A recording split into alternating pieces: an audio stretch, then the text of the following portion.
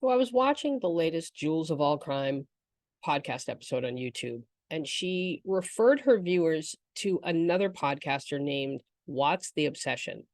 And this creator claims to have spoken to some students from University of Idaho who then told her what they heard about what Bethany Funk saw the night of the murders.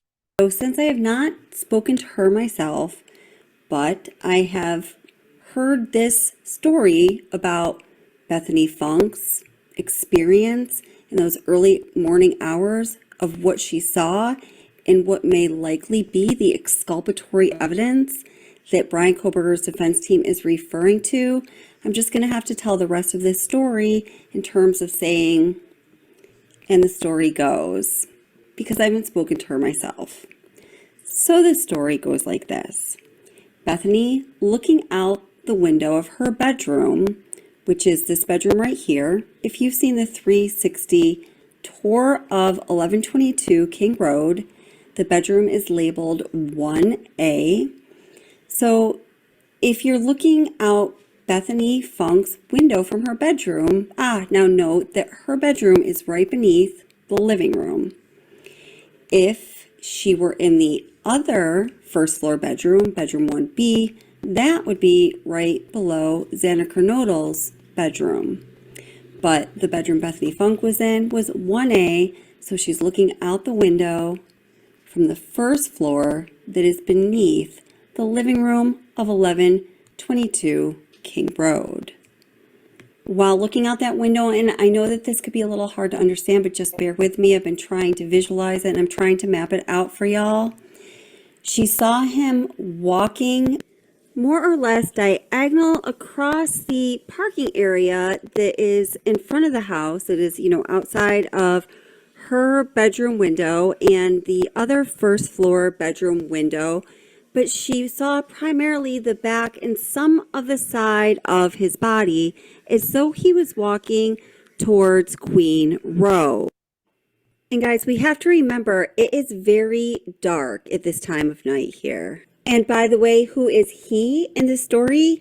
He is the person that she saw walking outside of 1122 King Road that matched the description of the person that Dylan Mortensen saw inside 1122 King Road, just outside her bedroom door, as the probable cause affidavit describes. Now, before I get into any more, I'm going to do something that I hate when other creators do.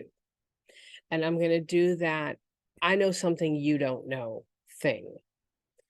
Now, it has been widely discussed how Kaylee's dad, Steve, has been communicating with YouTube and TikTok creators. And it's also been widely discussed, at least on TikTok, about various leaks that he has told these YouTube and TikTok creators. Now, one of the leaks he's alleged to have told is that the story about Bethany Funk seeing somebody leaving the house or walking away from the house is true. And that in the version he heard, she saw somebody naked or in their underwear running from the house. Now that contradicts what's being said in this video, but something I've noticed throughout this case is that in a lot of these stories, there's this sort of kernel of truth. And because it's been told so many times, like in a game of telephone, the basic details have changed, but the general theme or the general gist of the information has remained the same. And I think that what might be going on here. Now, a lot of people are going to say, oh, well, you don't know if those were messages from Steve and were they really talking to Steve? Here's what I'm going to tell you. Now, I've spoken to some Reddit commenters, and they have seen messages to some YouTube creators. or one YouTube creator in particular. And they showed it to me. And the content of that message was something Steve said almost verbatim in the 48 Hours special this past Saturday night. So that leads me to believe whoever wrote the messages is the same person who was saying it on 48 Hours, which was Steve Gonsalves, which is Kaylee's dad. So I now feel very confident that Kaylee's dad is spreading leaks. And I don't know why. What I do know is the same people who keep talking about these leaks are the same people who say that Brian is innocent, Brian deserves a fair trial. Well, you can't be advocating for a fair trial and advocating for leaks, grand jury leaks, or leaks from private investigators. Those two things are incongruous. So pick a story and stick to it. Now, as What's the Obsession demonstrated, Bethany's room is 1A in the house. It's on the first floor. It's facing the outside. It's facing the front. And there is one long window. Now, she would not be able to have a view of someone leaving through the back slider.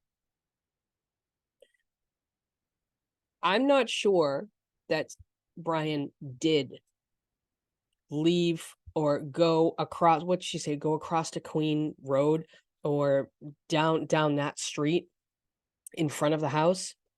I don't believe that.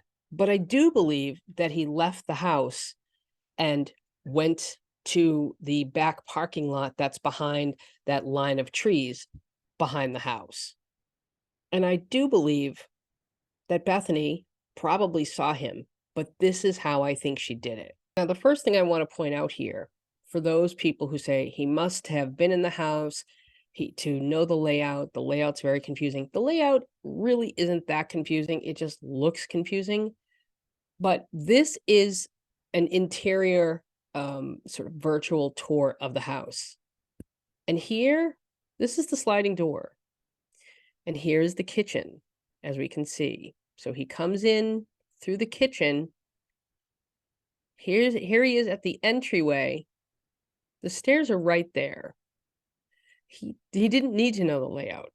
The layout was presented right for him, and it wasn't difficult. He had a very quick and easy path from the sliding door right upstairs to the third floor.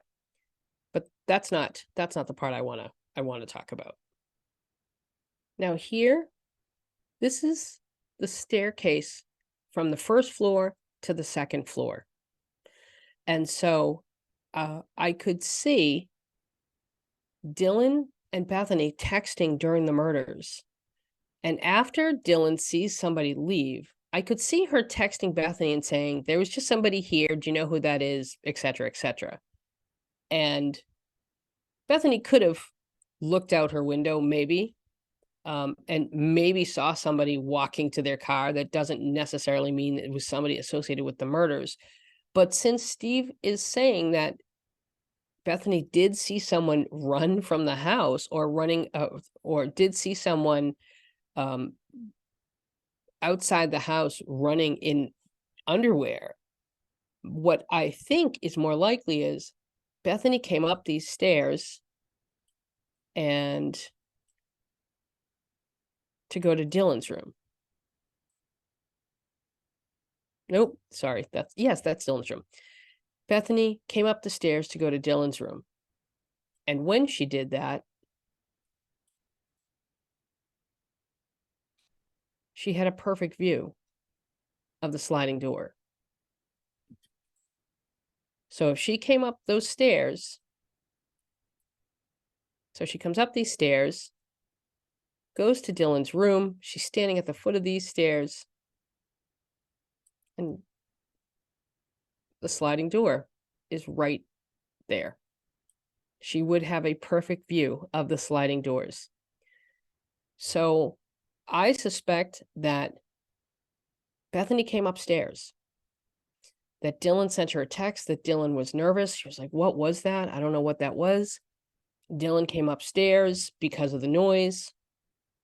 Or excuse me, Bethany came upstairs because of the noise and saw somebody outside running. Because I happen to think that the suspect was very prepared and had everything ready to go out here, meaning a tarp, shoes, a bag, everything. I think he wore overalls. I think it took him, we know that around 4:17 there was a thud and the dog started to bark, which is what I think spooked him, and which is why I think he left, and why I think he didn't look for 2 other roommates. I think the dog spooked him. I think he left. I think he very quickly got undressed in the, say, 3 minutes between when the dog started barking and 4:20, which is when we hear in the PCA, the car started to take off away from the residence. So I think within those 3 minutes, Dylan sent Bethany a text. Bethany came upstairs, and in those 3 minutes, he was still back here. That's what I think. So I do believe Bethany saw something. And I've always said that I thought it was, no, it pinged for me that Bethany wasn't mentioned in the PCA all that much. And so I wonder if the reason they didn't include that is because whatever Bethany saw conflicted with what Dylan saw. So if Dylan saw somebody clad in black and Bethany saw somebody in biker shorts with no top, that's something we know he wore. Could that be considered conflicting? Could Bethany have looked outside her front window and seen somebody walking, which is totally possible? But the chances that he would be walking around that area in his black clothes, possibly wearing a mask, and I happen to believe that he wasn't, after more listening to stories and investigation, many of us thought he was wearing a COVID mask in the beginning, right? Because the PCA said it covered his nose and mouth. But I also noted when Bethany gave a description, she never mentioned his hair color, which is odd, right? Because typically when you're describing somebody, you talk about their hair color. So I think the mask he was wearing was a balaclava. Now this is a balaclava, and as you can see, it's sort of multi-purpose. But if you look at the first one, the first photo on the top left, all you see are the eyes. And people have always questioned, well, why would she notice his eyebrows? Well, if he was wearing something like this, which he probably was, because he wouldn't want to risk hair follicles, hair being pulled out, anything. The only feature that is featured with this mask that's highlighted is the eyes. And so that could explain why that's the feature she noticed. Because he does have a distinctive nose. And the eyebrows, as far as being bushy, I want to show something else. This is the infamous photo from when he was arrested. And I want people to notice something. Notice how deep set his eyes are. And at first glance, when you look at him, his eyebrows do look fairly thick, but that's because there's a shadow. So I could see someone seeing that set of eyes and mistaking that shadow of his eyes for bushy eyebrows. Now let's talk about Maddie's bedroom and what we learned from the 48 hours special the other night. According to Kaylee's dad, Kaylee had been asleep. They had fallen asleep in Maddie's bed, and that Kaylee was on the inside here against the wall, and that Maddie was on the outside. And that when the attack started, Maddie was attacked first, and that Kaylee woke up and began to fight. And that he said that there's evidence that showed that she tried to defend herself. Now, here's the issue I have with this.